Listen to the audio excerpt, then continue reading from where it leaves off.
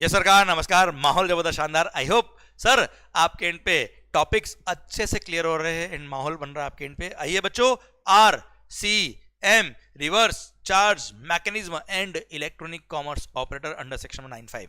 ठीक है, हम पढ़ते हैं अगला टॉपिक, अगला chapter, chapter number 7। Reverse charge mechanism के दो सेक्शन है, section number 93 and section number 94, और यही कोरस्पॉन्डिंग सेक्शन है in IGST act 53 and 54। Okay, ये है रिवर्स चार्ज के।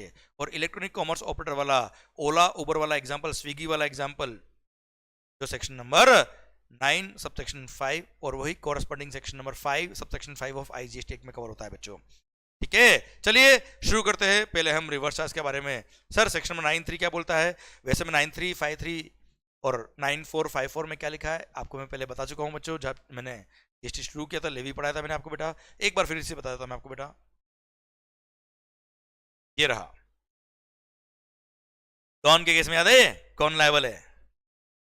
सेक्शन नंबर 9 सब सेक्शन 3 बोलता है रिवर्स चार्ज मैकेनिज्म में कि गवर्नमेंट के पास पावर है, गवर्नमेंट के पास पावर है that on the recommendation of the GST council they can notify certain goods और सर्विसेज और both. They can notify certain goods और सर्विसेज और बोथ, और नोटिफाई करके बोल देंगे क्या, इन नोटिफाइड गुड्स और सर्विस और बोथ में recipient shall be liable to pay GST to the government directly under reverse charge mechanism and recipient will be treated as if he is the person liable to pay GST to the government बेटा। और at present कुछ goods भी notified है और at present कुछ services भी notified है। Goods की लिस्ट सीए में इंटर में आती है, जो अलग से बताऊंगा मैं आपको। सीए इंटर में केवल सर्विसेज की लिस्ट ही आती है बेटा। ओके, तो अभी हम सर्विसेज की लिस्ट देख रहे हैं। लिस्ट ऑफ सर्विसेज जहां पर रिवर्स चार्ज लगता है, सर गुड्स भी है पर सीए इंटर में पढ़ने की जरूरत नहीं बेटा। पर इसका मतलब ये नहीं गुड्स है ही नहीं, गुड्स में भी रिवर्स चार्ज है, कुछ नोटिफाइड गुड्स में बेटा। ओके सर, मैंने एग्जांपल आपको दिया था क्या, डॉन के केस में कौन लायबल है। ओके सर, तो देयर आर सम इंडस्ट्रीज जहां बहुत तकलीफ थी, जहां गवर्नमेंट के लिए पॉसिबल नहीं था कि सप्लायर से हम टैक्स ले ले, तो इस तरह की इंडस्ट्रीज को गवर्नमेंट ने नोटिफाई किया, आइडेंटिफाई किया और वहां बोल दिया क्या, recipient you will be liable to pay GST to the government directly under reverse charge mechanism. यार ये इंटेंट है, यहां पे क्या होगा, आप सर्विस सप्लायर को केवल वैल्यू ऑफ सप्लाई का अमाउंट पे करेंगे और उस पे जो जीएसटी का अमाउंट बनता है वो डायरेक्टली गवर्नमेंट को ही पे करेंगे, रेसिपिएंट के। क्लियर? अब सर वो सारे केसेस कौन कौन से हैं, वो सारी सर्विसेज कौन कौन सी जो नोटिफाई करी under section number 93 of the CGST act और section number 53 of the IGST act देखते बेटा। हम सबसे पहला पढ़ रहे हैं हम क्या, जीटीए, गुड्स ट्रांसपोर्ट एजेंसी। बहुत ही सुंदर पॉइंट है and this is very very important point, practical life point of view से भी बेटा और एग्जामिनेशन के लिए भी बहुत काम का पॉइंट होता है बेटा। GTA goods transport agency. अब ध्यान देना बेटा, जीटीए में क्या होता है सर, एक पर्सन होता है कंसाइनर जो गुड्स भेज रहा है, एक होता है कंसाइनी जो गुड्स रिसीव कर रहा है। अब सर इन दोनों में से एक पर्सन फ्रेट पे करता है, भाड़ा पे करता है, आपस में डिसाइड करते हैं कि फ्रेट पे कौन करेगा।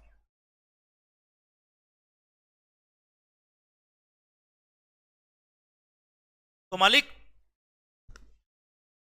जो पर्सन फ्रेट पे कर रहा है या फ्रेट पे करने के लिए लायबल है, आई रिपीट, जो पर्सन फ्रेट पे कर रहा है या फ्रेट पे करने के लिए लायबल है उसको बोलते हैं रेसिपिएंट ऑफ सर्विस। भले वो कंसाइनर हो या कंसाइनी, उससे फर्क नहीं पड़ता है। अल्टीमेटली ट्रांसपोर्टर को भाड़ा कौन देगा, जो पर्सन भाड़ा पे करने के लिए लायबल है या जो पर्सन भाड़ा पे कर रहा है उसको बोलते हैं रेसिपिएंट ऑफ सर्विस। अब वो recipient of service in 7 specified category of person में से कोई एक है, तो ऐसे केस में रेसिपिएंट जो फ्रेट पे कर रहा है वही टैक्स पे करेगा अंडर रिवर्स चार्ज मैकेनिज्म, पर जो फ्रेट पे कर रहा है उन 7 लोगों में से कोई और है तो सर ऐसे केस में जीएसटी ही एग्जेम्प्ट है, nobody is liable to pay tax to the government directly बेटा। ओके, आई रिपीट, ये 7 लोग कौन है पढ़ लेंगे, 2 मिनट लगेंगे सर, पर पहले थीम को समझिए। जो फ्रेट पे कर रहा है या फ्रेट पे करने के लिए लायबल है वो अगर इन 7 स्पेसिफाइड कैटेगरी ऑफ पर्सन में से एक है तो जो फ्रेट पे कर रहा है वही टैक्स पे करेगा, तो जीएसटी लगेगा। अदरवाइज 7 लोगों के अलावा कोई और लायबल है फ्रेट के लिए तो जीएसटी ही एग्जेम्प्ट है, nobody is liable to pay tax. Clear? तो पहले स्टेप बाय स्टेप में बात करता हूं बेटा। 7 लोग कौन है बात कर लेंगे, 2 मिनट छोड़ दीजिए उसको। फर्स्ट, जीएसटी लगेगा कि एग्जेम्प्ट है, पहले तो समझ लो सर। अगर जो फ्रेट पे कर रहा है वो 7 में से एक है तो जीएसटी लगेगा, अगर जो फ्रेट पे कर रहा है वो 7 में से कोई भी नहीं है तो जीएसटी ही एग्जेम्प्ट है। पहली बात तो यह खत्म। ओके, अब जीएसटी लग रहा है, कब लग रहा है? जब फ्रेट पे करने वाला उन 7 में से कोई एक है तो जीएसटी लग रहा है। अब कौन टैक्स पे करेगा? सर, जो फ्रेट पे कर रहा है वो रेसिपिएंट है, वही टैक्स पे करेगा अंडर रिवर्स चार्ज मैकेनिज्म। पर जीटीए को एक ऑप्शन दिया कि वो चाहे तो फॉरवर्ड चार्ज मैकेनिज्म का ऑप्शन ले सकता है, वो चाहे तो। अदरवाइज बाय डिफॉल्ट तो रेसिपिएंट लायबल है, रिवर्स चार्ज मैकेनिज्म में वही टैक्स पे करेगा एट द रेट ऑफ 5%। पर मालिक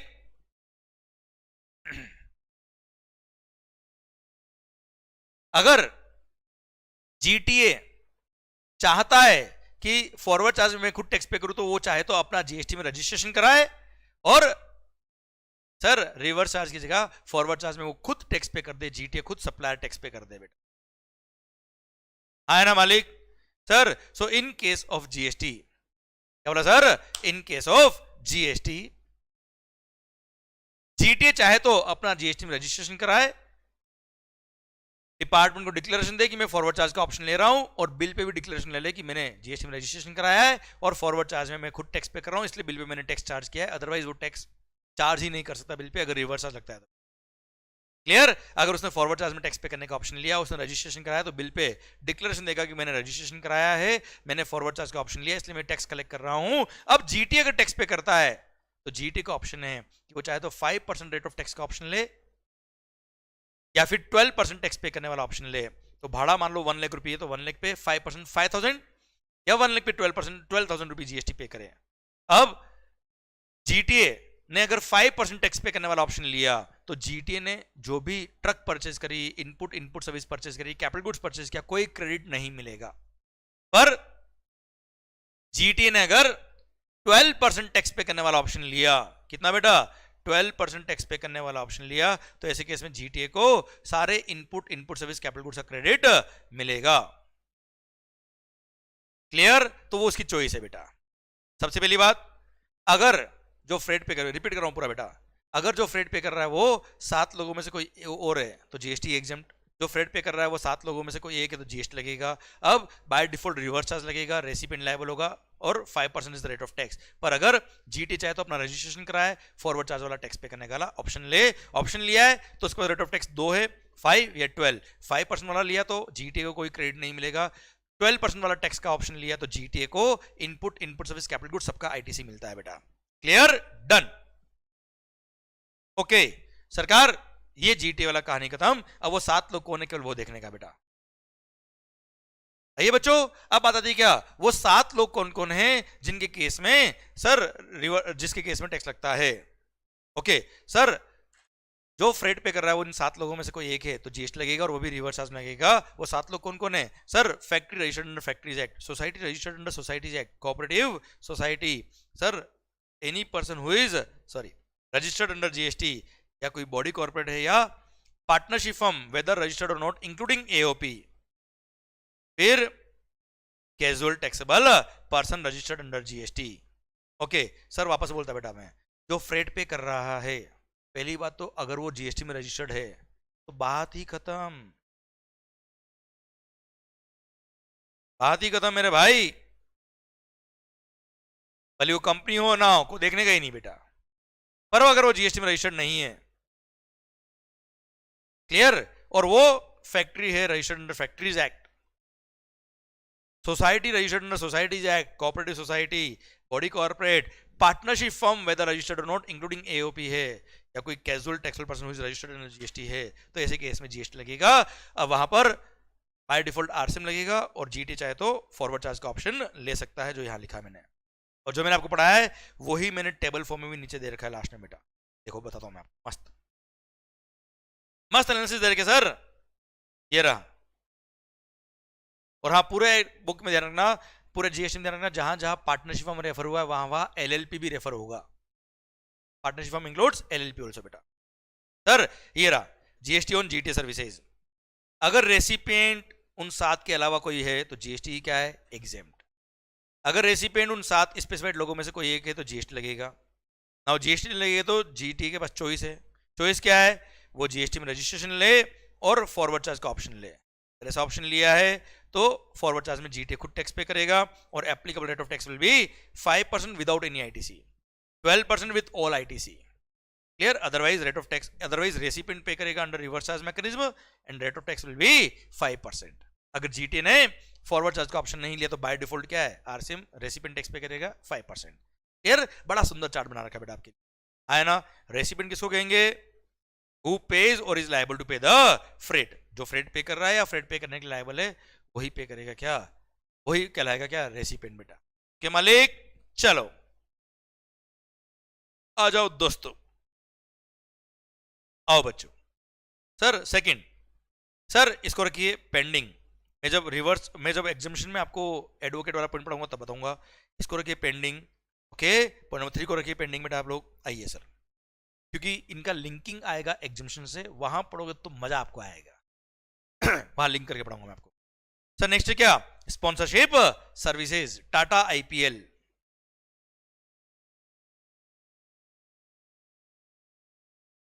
क्लियर? सर इसके केस में हुज स्पॉन्सर, टाटा, तो टाटा इज सर्विस रेसिपिएंट। वो सर्विस रेसिपिएंट अगर बॉडी कॉर्पोरेट या पार्टनरशिप फर्म है तो ऐसे केस में रिवर्स चार्ज लगेगा और बॉडी कॉर्पोरेट या पार्टनरशिप फर्म ही टैक्स पे करेगा under reverse charge mechanism. Clear? Done है ना भाई? अगर जो पर्सन पैसे दे रहा है, स्पॉन्सर पैसे देता है ना बेटा, टाटा अगर बॉडी कॉर्पोरेट या पार्टनरशिप फर्म में तो रिवर्स चार्ज लगेगा बच्चों। आइए पॉइंट नंबर 5 को रखिए पेंडिंग। पॉइंट नंबर 5 ए को रखिए पेंडिंग बेटा। कारण क्या है, जब मैं आपको अगेन मेगा एग्जीबिशन लिस्ट पढ़ाऊंगा तब मैं आपको लिंक करके पढ़ाऊंगा, अभी मजा नहीं आएगा इतना। ओके अभी समझ लो, अभी मैं याद करके नहीं आया घर से सर ओके मालिक, ओके ओके सर, सही वक्त आएगा तब बात करेंगे, अभी आपको घर पे भी पढ़ने की जरूरत नहीं इनको। भाई डबल ए, घर किराए पे लिया है, रेंटिंग ऑफ रेजिडेंशियल ड्वेलिंग किसने लिया है, रजिस्टर्ड पर्सन ने लिया है।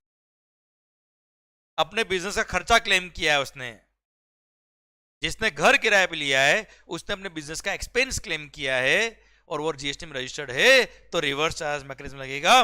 भले घर किसी का भी हो, जो घर दे रहा है किराए पे वो भले जीएसटी में रजिस्टर्ड हो ना हो कोई फर्क नहीं पड़ता, वो भले कंपनी हो, बॉडी कॉर्पोरेट हो, वी डोंट केयर। अगर रेसिपिएंट जिसने घर किराए पे लिया है वो जीएसटी में रजिस्टर्ड है, रिवर्स चार्ज मैकेनिज्म लगेगा, टैक्स पे करना पड़ेगा। क्लियर? अगर उसने अपने बिजनेस में खर्चा क्लेम किया है तो। एक नया पॉइंट एड हुआ, पॉइंट नंबर 5 ए बी, कि घर के अलावा एनी अदर इमूवेबल प्रॉपर्टी, जैसे ऑफिस हो गया, गोडाउन हो गया, any other immovable property rent पे ली है अनरजिस्टर्ड पर्सन से, रजिस्टर्ड पर्सन ने तो रिवर्स चार्ज लगेगा। घर के केस में कोई भी पर्सन हो, रेसिडेंट मस्ट बी रजिस्टर्ड। दुकान के केस में, गोडाउन के केस में, कमर्शियल प्लेस के केस में, अदर देन घर के केस में, सप्लायर अगर अनरजिस्टर्ड है और रेसिडेंट रजिस्टर्ड है तो ही रिवर्स चार्ज बेटा। सप्लायर अगर रजिस्टर्ड होता तो फॉरवर्ड चार्ज में वही टैक्स पे कर देता। के ध्यान रखिएगा, मिक्स मत करना बातों को बेटा, इनका रिवीजन करते वक्त बहुत ध्यान रखना पड़ेगा। देखो हम तो आपको पढ़ा सकते हैं, समझा सकते हैं, पर रिवीजन में केयरफुल आपको होना पड़ेगा, स्पेशली रिवर्स चार्ज में।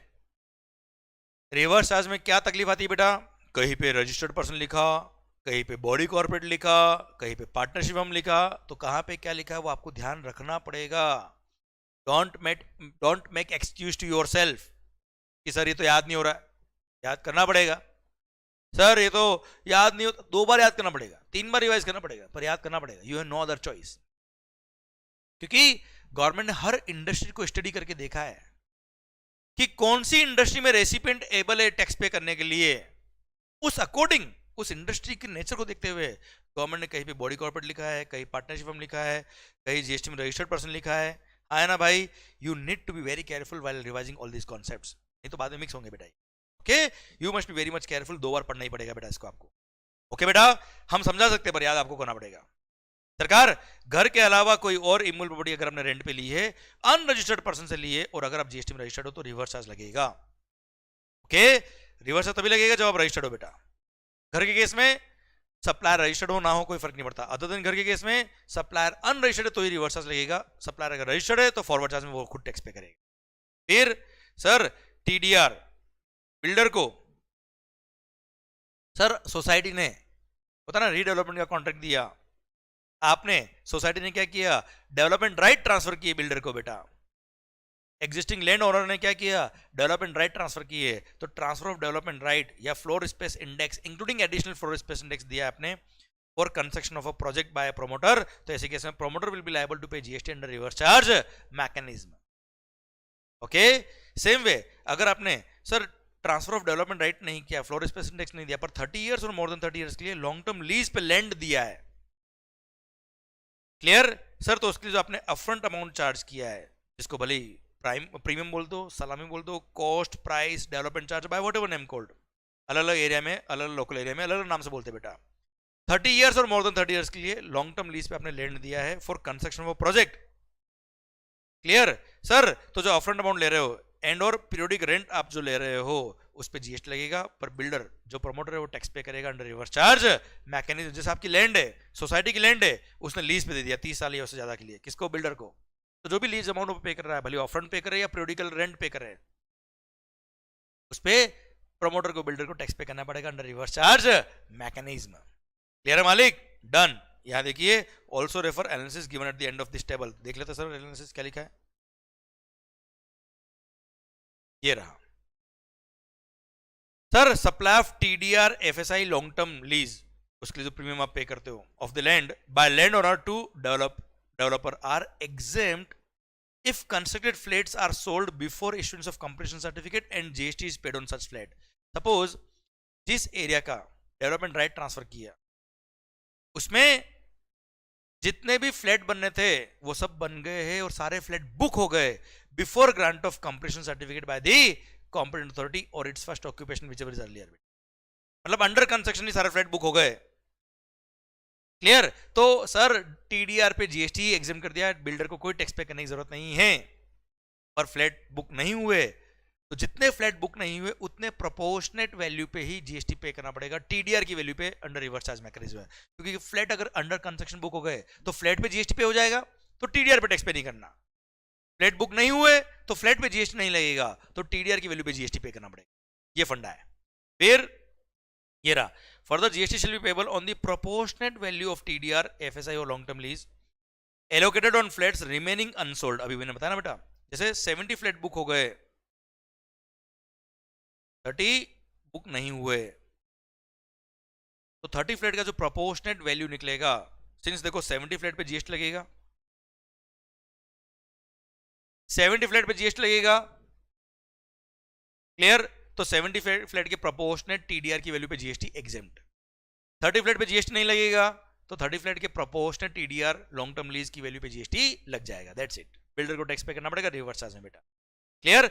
अब 30 फ्लैट जो बुक नहीं हुए उसकी टीडीआर की वैल्यू पे जीएसटी लगेगा, लॉन्ग टर्म लीज की वैल्यू पे जीएसटी लगेगा, पर rate of tax will be 1% in case of affordable house and other than affordable housing project के केस में 5% will be the rate of tax, और इस पे 5% और 1% जो टैक्स पे करना है वो बिल्डर पे टैक्स पे करना है, बिल्डर को टैक्स पे करना है under reverse charge mechanism, that's it. Okay, I repeat, 100 flat की सर एरिया थी, 70 फ्लैट बुक हो गए, 30 फ्लैट बुक नहीं हुए, तो 70 फ्लैट्स पे जीएसटी लगेगा, इसलिए उसके टीडीआर की वैल्यू पे जीएसटी नहीं लगेगा, 30 फ्लैट बुक नहीं हुए, 30 फ्लैट पे जीएसटी नहीं लगेगा, तो उसके प्रोपोर्शनेट टीडीआर की वैल्यू पे जीएसटी लगेगा eight the rate of 5% normal flat के केस में, 1% इन केस ऑफ अफोर्डेबल हाउसिंग, और बिल्डर टैक्स पे करेगा अंडर रिवर्स चार्ज मैकेनिज्म, खत्म।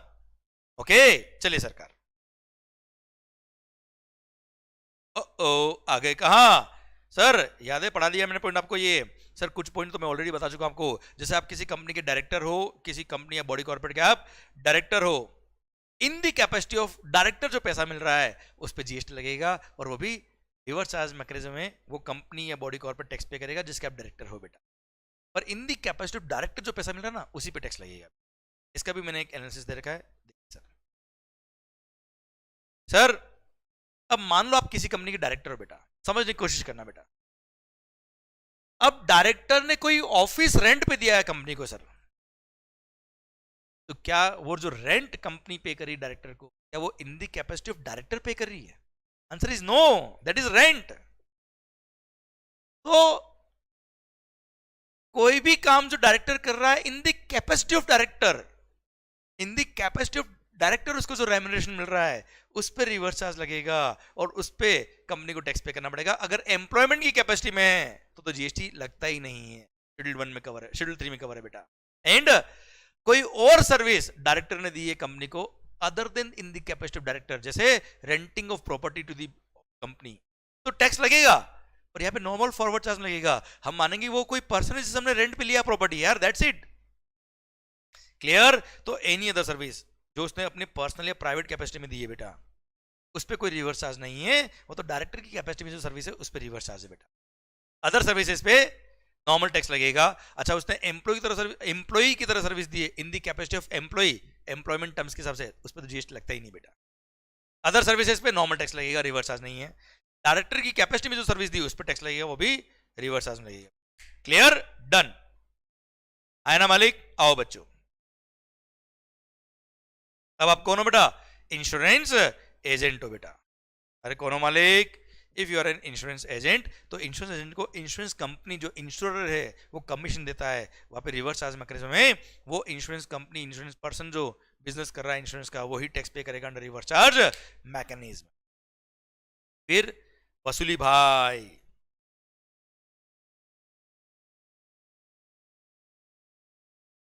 रिकवरी एजेंट, बैंक के पैसे अगर आप नहीं दे रहे हो, लोन बैंक से आपने लोन लिया, लोन का रीपेमेंट नहीं कर रहे हो, बैंक क्या करता है? वसूली भाई अपॉइंट करता है। वसूली भाई जितना वसूली करता है उसका एक परसेंटेज कमीशन मिलता है बैंक को, उसका एक परसेंटेज कमीशन मिलता है बैंक को। तो सर ऐसे केस में सर उसका एक परसेंटेज कमीशन मिलता है रिकवरी एजेंट को, बैंक देता है बेटा। हाँ है ना मालिक? अब रिकवरी एजेंट वसूली भाई लोगों से वसूल कर रहा है और जितना वसूल किया उसका एक परसेंटेज या कोई फीस उसको कमीशन की तरह मिल रही है।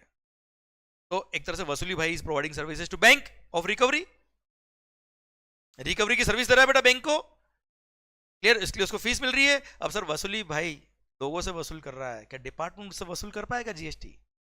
दो ऑफिसर गए बेटा वसूल करने के लिए, वापस आए ही नहीं कभी इसलिए वह रिवर्स चार्ज लगा दिया और बोल दिया क्या, बैंकिंग कंपनी, फाइनेंशियल इंस्टीट्यूशन और एनबीएफसी जो रिकवरी एजेंट को कमीशन दे रही है, फीस दे रही है, उसको बोल दिया भाई साहब आप ही टैक्स पे कर देना अंडर रिवर्स चार्ज मैकेनिज्म, हम वसूली भाई से टैक्स लेने नहीं जाएंगे, आप उसको केवल कमीशन का अमाउंट देना, उसकी जो फीस है वो देना, जो जीएसटी बनता है डायरेक्ट गवर्नमेंट को पे कर देना। ओके, फिर कॉपीराइट ध्यान देना बेटा, बुक्स है कॉपीराइट। चलो पहले बुक्स की बात करता बेटा, वो पॉइंट नंबर 9 है, तो बुक्स को छोड़ दो, बाकी सारे कॉपीराइट के केस में यहाँ देखो बेटा। ट्रांसफर और परमिटिंग द यूज और enjoyment of copyright relating to original dramatic, musical और आर्टिस्टिक वर्क बेटा। म्यूजिकल, ड्रामेटिक और आर्टिस्टिक वर्क, जैसे AR रहमान ने कोई म्यूजिक कंपोज की, अरिजीत सिंह ने कोई म्यूजिक कंपोज की, या आर्टिस्टिक वर्क जैसे आपने कोई वाइल्ड लाइफ फोटोग्राफी करी और आपके जो फोटोग्राफ्स है वो आर्टिस्टिक वर्क है बेटा, इन सब का आपने कॉपीराइट करा दिया। तो ऐसे केस में सर म्यूजिक कंपनी, प्रोड्यूसर और द लाइक आपको जो रॉयल्टी दे रहा है, आपने उस कॉपी करने का राइट उनको दिया। जैसे टी सीरीज को अरिजीत सिंह ने म्यूजिकल राइट्स दिए बेटा, ट्रांसफर किए कोई म्यूजिक के राइट्स, तो ऐसे केस में जो भी टी सीरीज रॉयल्टी पे करेगी अरिजीत सिंह को, उस पर रिवर्स चार्ज मैकेनिज्म लगेगा और टी सीरीज ही लायबल होगा टैक्स पे करने के लिए। अरिजीत सिंह को बोल दिया तू गाना गा भाई, मत कर, टैक्स ये लोग पे कर देंगे, है ना मालिक? चलिए, पर बुक्स के केस में, ओरिजिनल लिटरेरी वर्क्स, बुक्स के केस में, जैसे मैं ऑथर हूं, पब्लिशर को मैंने बुक का कॉपी करने का राइट दिया, मेरे को वो रॉयल्टी पे करेंगे जितनी बुक प्रिंट करेंगे उस अकॉर्डिंग बेटा। तो ऐसे केस में रॉयल्टी पे जीएसटी लगेगा और वो भी रिवर्स चार्ज मैकेनिज्म लगेगा। ऑथर को बोल दिया तू बुक लिखने में ध्यान लगा, पब्लिशर टैक्स पे कर देगा तेरे यहाँ पे रिवर्स चार्ज मैकेनिज्म में, वो सर्विस रेसिपिएंट है, ऑथर इज प्रोवाइडिंग सर्विसेज और उसको रॉयल्टी मिल रहा है, तो वो प्योरली रॉयल्टी उसको मिलेगा, जीएसटी पब्लिशर डायरेक्ट गवर्नमेंट को पे करेगा। पर ऑथर चाहता है कि मैं फॉरवर्ड चार्ज में टैक्स पे करूं, तो ऑथर अगर जीएसटी में रजिस्ट्रेशन ले लेता है और उसके ज्यूरिसडिक्शनल कमिश्नर को डिक्लेरेशन दे देता है कि मैं अपनी ऑथर वाली सर्विसेज पे जो मेरे को रॉयल्टी मिल रहा है उस पर फॉरवर्ड चार्ज मैकेनिज्म में टैक्स पे करूंगा, और तो ऐसे केस में सर फॉरवर्ड चार्ज में वो टैक्स पे करेगा, टैक्स इनवॉइस पर टैक्स चार्ज करेगा और बिल पे डिक्लेरेशन लेगा। पर उसने अगर ये ऑप्शन लिया तो वो 1 साल तक इस ऑप्शन को विड्रॉ नहीं कर सकता है और बिल पे उसको डिक्लेरेशन देना पड़ेगा कि मैंने फॉरवर्ड चार्ज का ऑप्शन लिया है, इसलिए बिल पे टैक्स लगा रहा हूं, तो वहां पे फॉरवर्ड चार्ज में वो टैक्स पे करेगा, पब्लिशर टैक्स पे नहीं करेगा। पर by default by default reverse charge mechanism में रेसिपिएंट लायबल है ना, पब्लिशर लायबल है, पर ऑथर की चॉइस है कि वो चाहे तो फॉरवर्ड चार्ज का ऑप्शन ले सकता है, पर अरिजीत सिंह के केस में ऐसा कोई ऑप्शन नहीं है। ओरिजिनल म्यूजिकल, आर्टिस्टिक और ड्रामेटिक वर्क में बाय डिफॉल्ट रिवर्स चार्ज ही और बाय डिफॉल्ट रिवर्स चार्ज ही है, और कोई ऑप्शन नहीं है। के आइए सर, आरबीआई क्या करता है, रिजर्व बैंक ऑफ इंडिया, जो बड़े बड़े लोन अकाउंट होते हैं बेटा, उनको ओवरसी करने के लिए कि कहीं वो लोन अकाउंट होल्डर भाग नहीं जाए इंडिया देश छोड़ के बेटा, उनको ओवरसी करने के लिए उन्होंने एक कमिटी बनाई हुई है, ओवरसीइंग कमिटी ऑफ आरबीआई बोलते हैं। तो जो उसके मेंबर्स है उसको फीस देता है आरबीआई। अब मेंबर होते बड़े लोग, है ना भाई, पहले इस कमेटी में 3 लोग थे, 2 लोग थे, तो विजय माल्या भाग गया बेटा। उसके बाद इस कमेटी में मेंबर बढ़ा के 7 लोग कर दिए ताकि बड़े बड़े लोन अकाउंट ये ओवरसी कर पाए, कोई भाग नहीं जाए देश छोड़ के। क्लियर? उसके बाद 3 लोग और भाग गए बेटा। क्लियर? पर वो लोग अपना काम कर रहे हैं। तो members of overseeing committee of RBI जो होते हैं उनको फीस पे करता है आरबीआई। तो ये बड़े लोग होते हैं बेटा, इनकी फीस पर आरबीआई खुद टैक्स पे करेगा under reverse charge mechanism. Okay मालिक? फिर क्या? DSA, individual direct selling agents. ये क्या होता है साहब? क्या होता है? बैंक आप जिससे मान लो कोई लोन लेने जा रहे हो बेटा, तो क्या होते हैं, बैंक के कुछ एजेंट्स होते हैं मार्केट में, जो क्लाइंट की फाइल पूरी देखेंगे, सारे डॉक्यूमेंट अरेंज करेंगे, सारे डॉक्यूमेंट लगाएंगे, और फिर वो बैंक के पास जाते हैं लोन अप्लाई करने के लिए। क्लियर?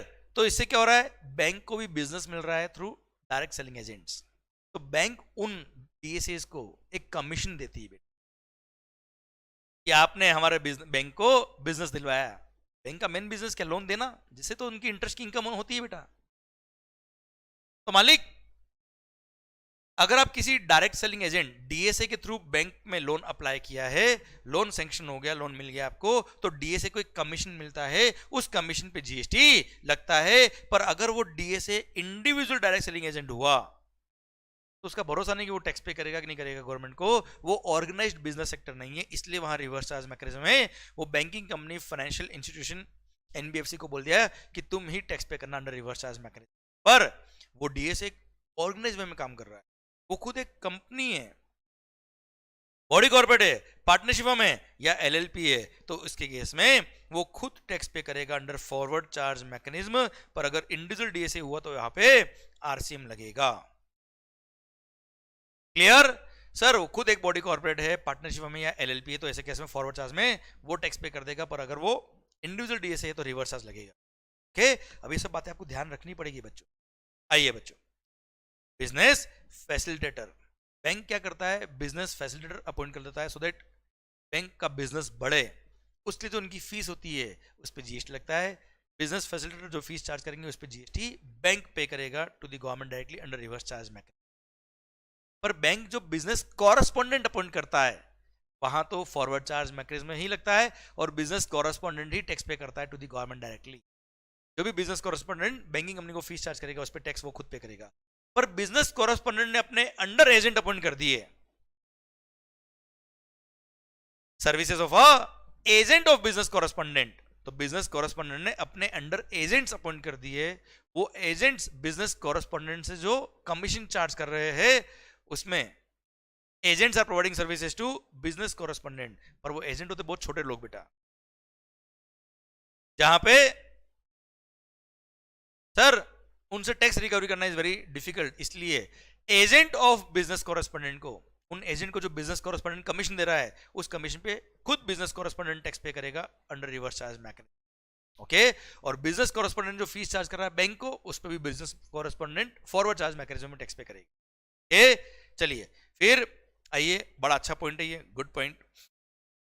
Security services. आप कई बार शॉपिंग मॉल वगैरह में गए होंगे बेटा। अच्छा हाँ, एक बार भावेश भाई, यस, ऑथर और जीटी के पास ऑप्शन है फॉरवर्ड चार्ज मैकेनिज्म वाला, अदरवाइज बाय डिफॉल्ट आरसीएम ही है। Okay, good, yes.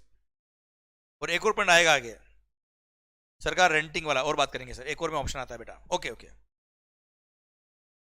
मालिक, सिक्योरिटी सर्विसेज, सिक्योरिटी गार्ड वगैरह देखोगे आपने बेटा, बॉडी गार्ड्स वगैरह, उड़ उड़ दबंग दबंग, हाँ है ना भाई।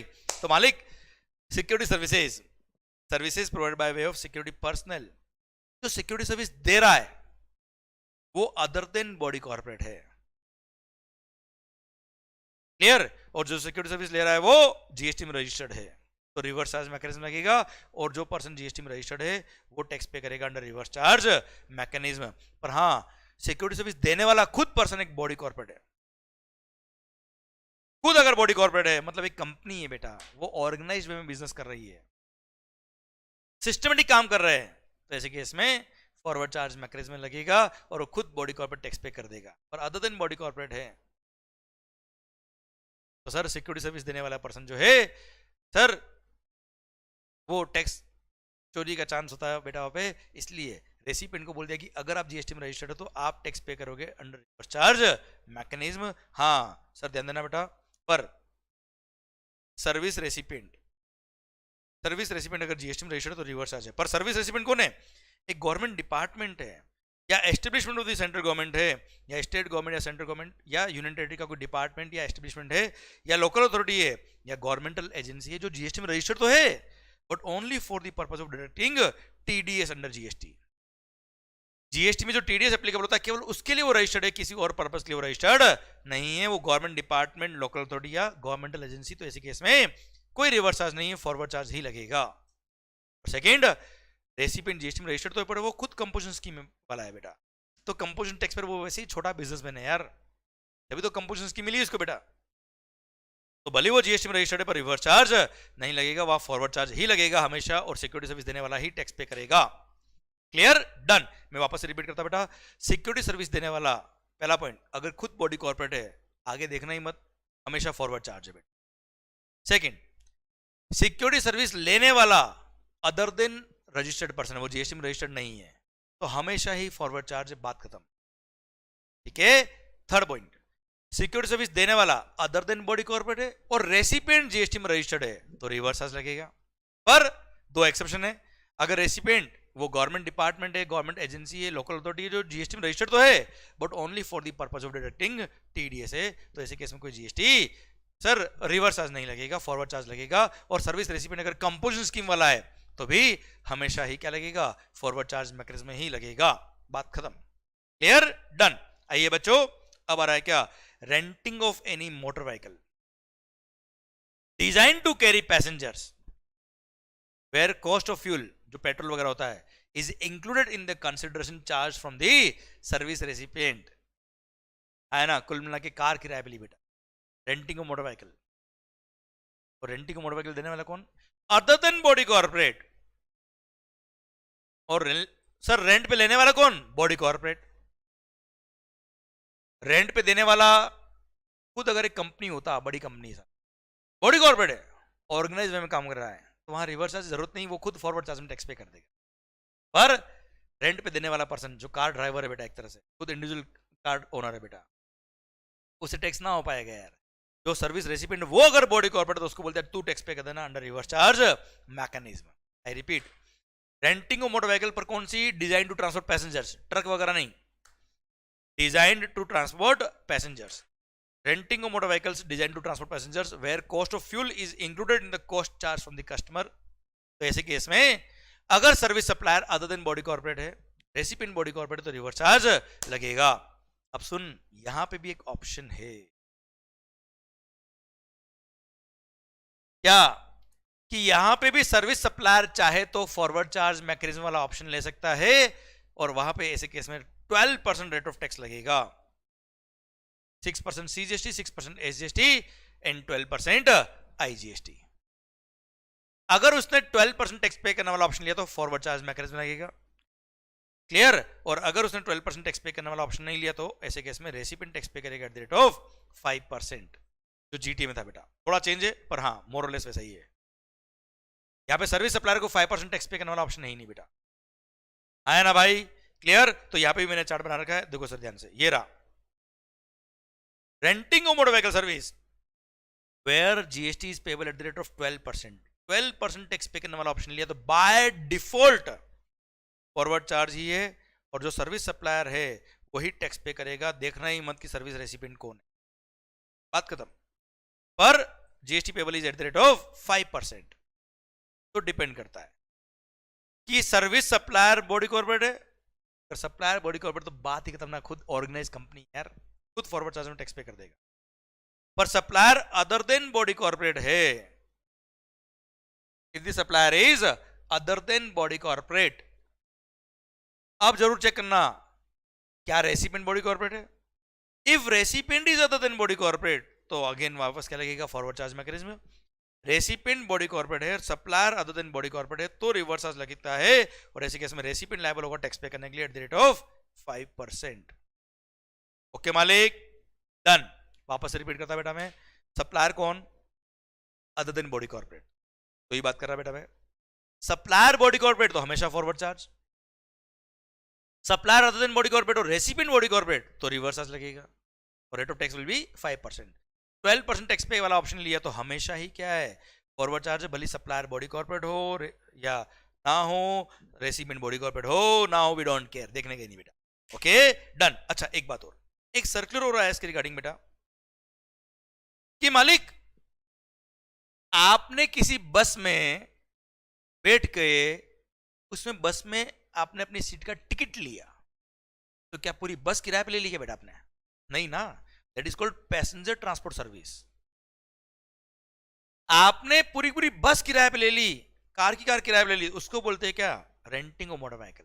और पैसेंजर ट्रांसपोर्ट सर्विस के अंदर रिवर्स चार्ज नहीं लगता, रेंटिंग ऑफ मोटर व्हीकल में रिवर्स चार्ज लगता। ये सर्कुलर ने क्लेरिफाई किया। एक बात वापस बताता बेटा मैं, सर मान लो कोई कंपनी है, कोई बॉडी कॉर्पोरेट है, उसने अपने एम्प्लॉय के मॉर्निंग में आने के लिए और जाने के लिए बस हायर पे ले ली बेटा, तो रेंटिंग ऑफ मोटर व्हीकल है, या रिवर्स चार्ज लगेगा। अगर service supplier other than body corporate है और रेसिपिएंट बॉडी कॉर्पोरेट है तो रेट ऑफ टैक्स 5%, ठीक है सर।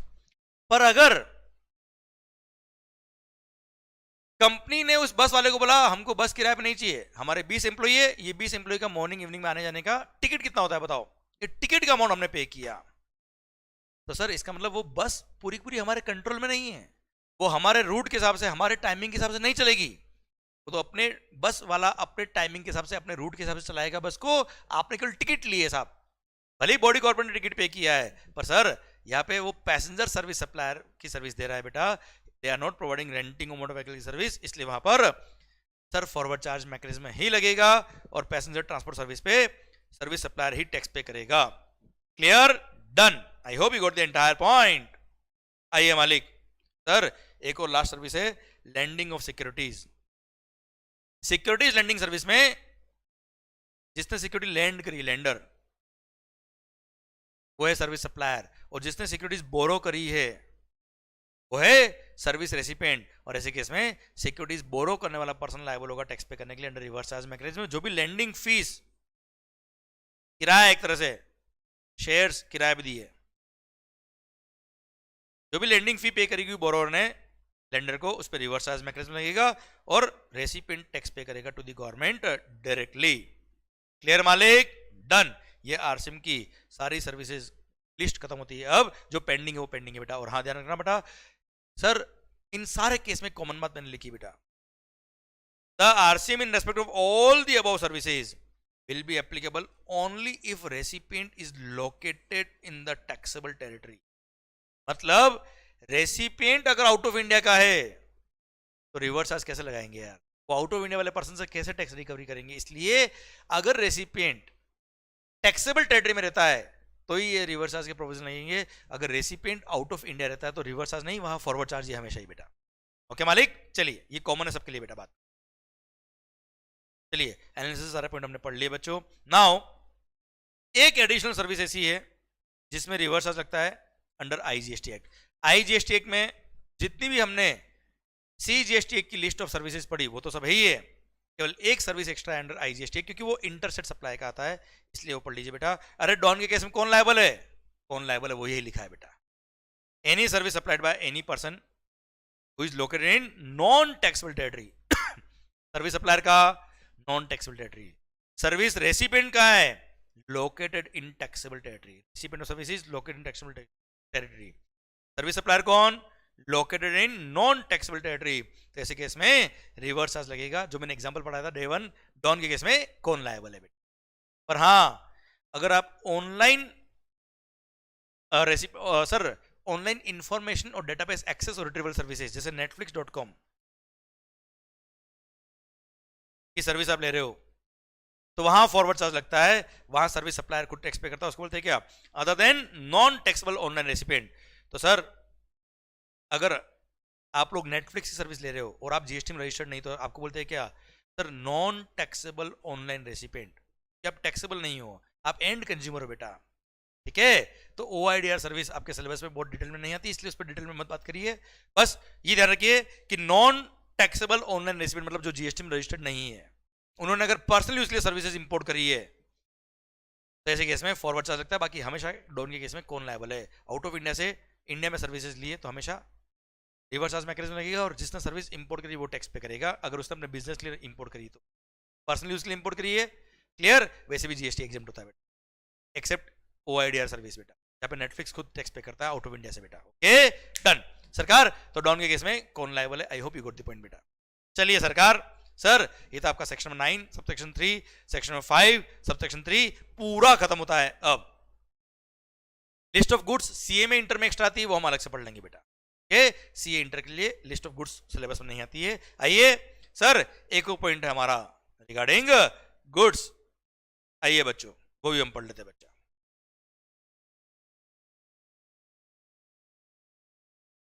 रिगार्डिंग सेक्शन 9.4 आरसीएम वाला, आओ बच्चों 2 मिनट का पॉइंट है सर, ये पढ़ लेते हैं, देन 9.5 हम नेक्स्ट लेक्चर में पढ़ लेंगे। Section 9 subsection 4 of the CGST act, section 5 subsection 4 of the IGST act. याद है 9.4 9.5 में आपको पढ़ा चुका हूं बेटा, मैंने पढ़ाया था क्या, गवर्नमेंट के पास पावर है that on the recommendation of the GST council they can notify certain goods और सर्विस और बोथ। और नोटिफाइड गुड्स और सर्विस और बोथ को सर अनरजिस्टर्ड पर्सन से, किससे, अनरजिस्टर्ड पर्सन से परचेज किया किसने, notified category of registered person है जो ओनली बिल्डर है अभी बेटा। तो एक तरह से समझ लो नोटिफाइड गुड्स और सर्विस और बोथ को अनरजिस्टर्ड पर्सन से प्रमोटर ने बिल्डर ने परचेज किया जो जीएसटी में रजिस्टर्ड है, तो रिवर्स चार्ज मैकेनिज्म में ये प्रमोटर बिल्डर जो रजिस्टर्ड जीएसटी में रेसिपिएंट वो लायबल होगा टैक्स पे करने के लिए to the government directly under reverse charge mechanism. So in case of reverse charge mechanism section number 9 subsection 4 से इज दैट बिल्डर को नोटिफाई किया और बिल्डर ने अनरजिस्टर्ड पर्सन से नोटिफाइड गुड्स और सर्विस और बोथ परचेज किया, नोटिफाइड गुड्स और सर्विस और बोथ परचेज किया तो रिवर्स चार्ज मैकेनिज्म लगेगा। अब वो नोटिफाइड गुड्स और सर्विस और बोथ कौन है देख लेते बेटा। पहली बात तो registered person recipient is promoter, promoter के अलावा कोई और परचेज करता है इन गुड्स को तो रिवर्स चार्ज नहीं है, ठीक है। प्रमोटर परचेज करेगा इन गुड्स को तो ही रिवर्स चार्ज है, और वो भी किससे परचेज करेगा, तो अनरजिस्टर्ड लोगों से परचेज करेगा। तो कौन कौन सी गुड्स, फर्स्ट सीमेंट, 1 रुपए का भी सीमेंट खरीदा किसने, बिल्डर ने, किससे, अनरजिस्टर्ड पर्सन से, रिवर्स चार्ज। 1 रुपए का भी कैपिटल गुड्स परचेज किया किसने, बिल्डर ने, किससे, अनरजिस्टर्ड पर्सन से, रिवर्स चार्ज। प्लस इन दोनों गुड्स में तो हमेशा ही रिवर्स चार्ज है अगर अनरजिस्टर्ड से परचेज किया तो। इन दोनों गुड्स के अलावा बाकी सारी इनपुट और इनपुट सर्विस जो भी उसने अपने प्रोजेक्ट के लिए परचेज करी उसका एटलीस्ट 80% रजिस्टर्ड सप्लायर से परचेज किया होना चाहिए। कितना, at least 80% should be procured from registered person, है ना मालिक, कितना कितना कितना, at least 80% 80% should be procured from the registered person. कौन परचेज करना चाहिए, बिल्डर, क्लियर। 20% अगर उसने बाकी इनपुट और इनपुट सर्विस का 20% अगर उसने अनरजिस्टर्ड से परचेज किया चलेगा बेटा, पर एटलीस्ट 80% रजिस्टर्ड से परचेज किया होना चाहिए। पर मान लो किसी केस में उसने रजिस्टर्ड लोगों से परचेज किया वो था 75%। अदर इनपुट सर्विस की बात कर रहा हूं, कैपिटल गुड्स और सीमेंट के में तो 100% should be purchase from registered. 1 रुपए का भी अनरजिस्टर्ड परचेज किया तो रिवर्स चार्ज है ही है बेटा। बाकी इनपुट और बाकी इनपुट सर्विस में उसने सपोज टोटल इनपुट जो काम आए, टोटल इनपुट सर्विस जो काम है उसका 75% रजिस्टर से परचेज किया, जब परचेज कितना करना था रजिस्टर से, एटलीस्ट 80%, तो शॉर्टफॉल कितना है 5%। ये 5% वाले portion of inputs, 5% shortfall of input service पे रिवर्स चार्ज मैकेनिज्म लगेगा और builder will be liable to pay GST to the government directly बेटा। क्लियर, ये लिखा point number 3। Okay, if value of inputs और input services purchased from registered supplier is less than 80% of total input or input services, promoter has to pay GST on a reverse charge basis and on all such inward supplies to the extent it is short of 80% of the inward supplies from registered supplier. जितना ये short है, to the extent it is short of 80%, मतलब इस case में 75% registered से purchase किया तो short कितना बेटा 5% में रिवर्स चार्ज मैकेनिज्म लगेगा और promoter will be liable to pay GST. हर इंडिविजुअल इनपुट सर्विस का परचेज कहां से हुआ देखना पड़ेगा, और जो शॉर्ट है 80% से जितना शॉर्ट है उस पर रिवर्स चार्ज लगेगा. पर सीमेंट और कैपिटल गुड्स में तो हमेशा ही रिवर्स चार्ज लगेगा अगर अनरजिस्टर्ड परचेज किया तो. Clear, done. इसी के साथ भारत माता की जय. इसी के साथ ये RCM under section number 9 subsection 4 और section number 5 subsection 4 of IGST भी खत्म होता है. अब इसी के साथ सर आरसीएम का पूरा टॉपिक खत्म होता है. अब एक सेक्शन नंबर 9(5) जो फॉरवर्ड चार्ज मैकेनिज्म का, जो मैं आपको बता चुका हूं ओला उबर वाला, वो पेंडिंग है बेटा. वो हम पढ़ते हैं अगले सेशन में. भारत माता की जय. यहां तक पढ़िए, मस्त होके पढ़िए, खुश होके पढ़िए, which is very much important. I hope you are getting the entire concept of RCM. I hope आपका सर पूरा जीएसटी का टॉपिक जो हमने पढ़ा अब तक सारा समझ में आया, मजा आया, माहौल बन रहा है आपके एंड पे. Everything is clear at your end. Bharat माता की जय. मस्त होके पढ़े, खुश होके पढ़े, which is very much important. Love you lot, take care, bye bye.